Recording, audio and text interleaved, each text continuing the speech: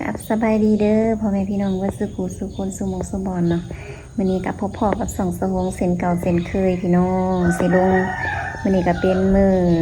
เขาพรรษาเนาะพี่น้องเนาะสวงก็สิได้ลงใส่บาตรเนาะแล้วก็สิมารีวิวให้เบิ่งเนาะว่าอยู่วัดคนหลายบ่แล้วก็สิมารีวิวขนมเนาะเครื่องที่แบบสิเอาลงใส่บาตรเนาะพี่น้องเนาะเดี๋ยวนี่อันนี้ก็สิเป็นเครื่องใส่บาตรเนาะขนมที่ว่าสิเอาลงใส่บาตรเครื่องที่เขาเครื่องเขาพรรษาอันนี้เนาะของป่าเพิ่นก็มีอันนี้นำเครื่องใส่ขนมใส่บาตรสิลง3 คนเนาะสะหงกับป่าแล้วก็ลุงคือ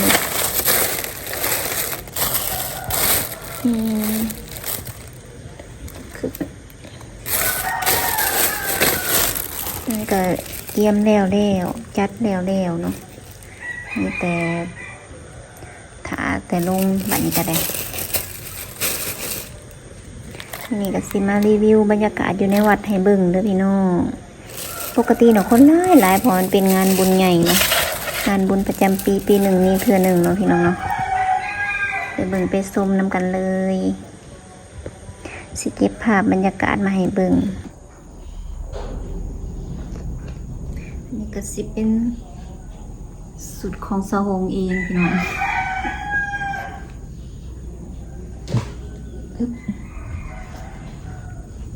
กระสิบ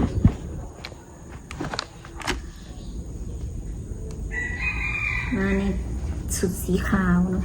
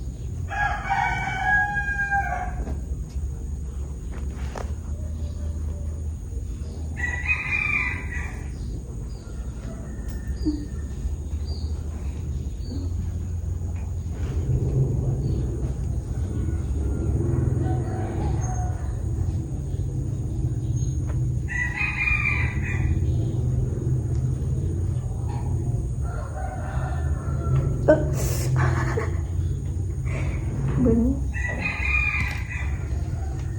ความสามารถที่บ่มีใครเฮ็ดได้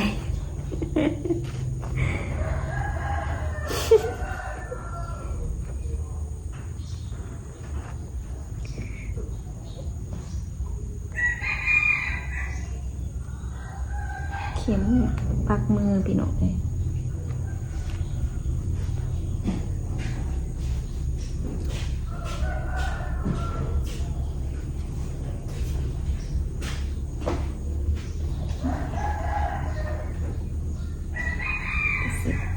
แต่งประมาณนี้เนาะลงวัดพี่น้องลืมเนาะลืมรีวิวเทียนสะหงกับนี้กันพี่น้องนี่ถวายเทียนคู่เนาะค่ะพรรษาสิได้มีคู่มีคิงคือเพิ่นเนาะเราหยอกพี่น้องกลายเป็นแบบนี้แต่บ่มีโบนะว่าได้ใส่โบซะปิดไว้ก่อน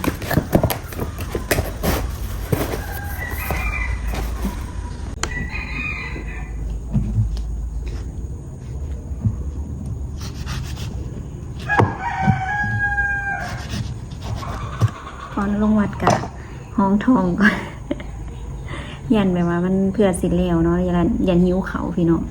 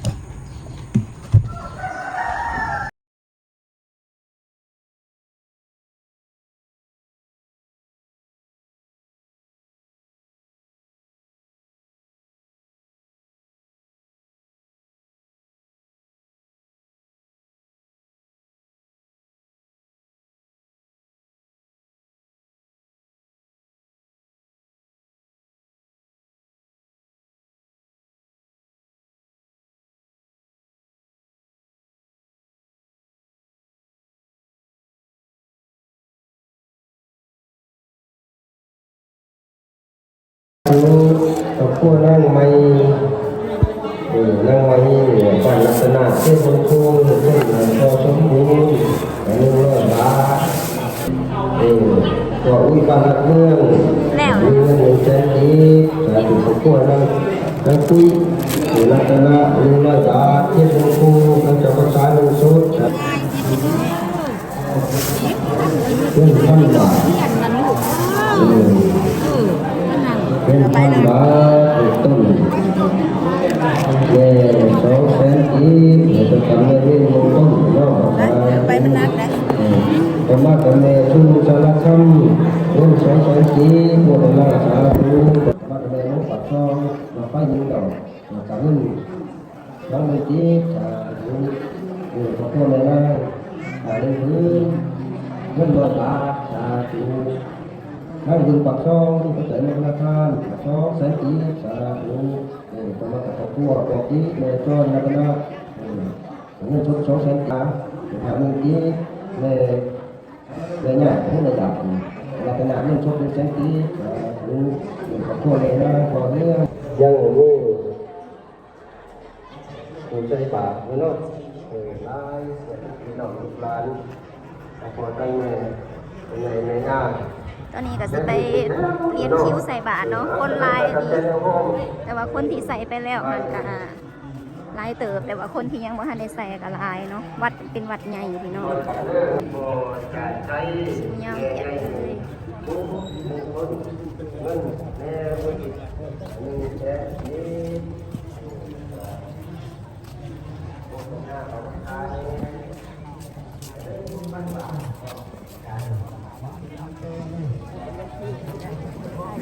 ได้ลุงอยู่ยังไม่ได้ใส่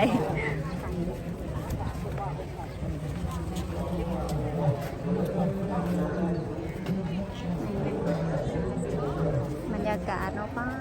เพื่อสิได้ใส่ขาดเกือบชั่วโมงหมดแล้ว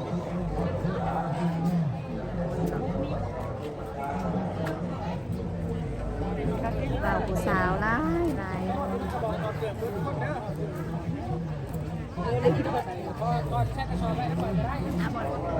ะไรจังโทษเหยียบขี้ดิน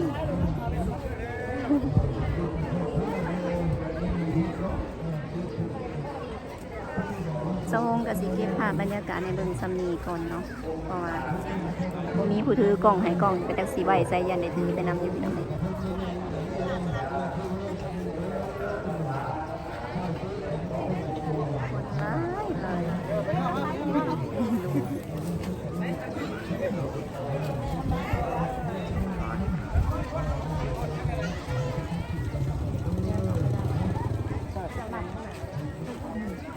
ขยงกับโบเห็น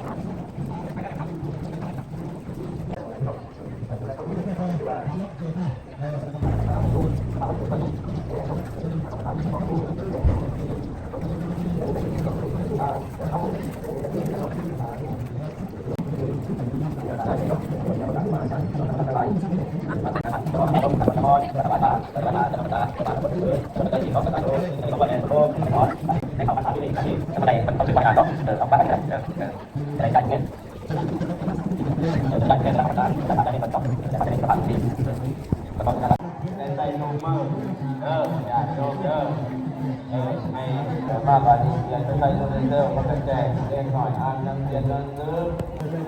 เอาไปที่เราเรียน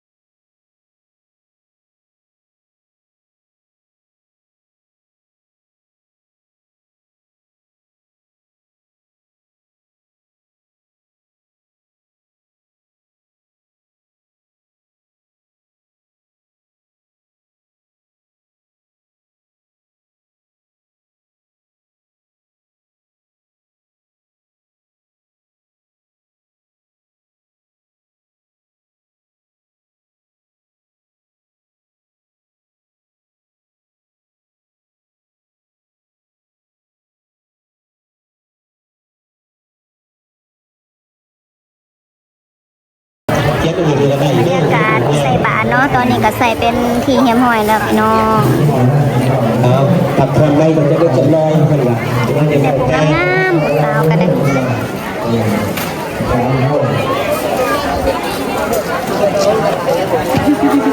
ยิ้มงามยิ้มงามแล้วบ่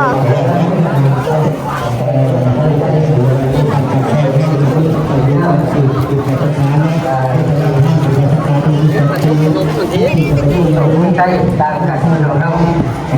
ในการใช้ชีวิตเป็นวันที่ว่าช่วงที่เราแห้งในไปทางที่บอกกันแล้วเราใช้บัตรเรา ใส่บาตรแล้วก็มานั่งนี่น้องๆคนร้ายวัดใหญ่เนาะก็เลยคนก็เลยหลายสาธุขอบคุณพอเถามุ่งตั้งบางรัตนาราชีจะมีปัจจัยโมทนาทาน300,000 กีบเนาะสาธุจะมีอยู่แห้ง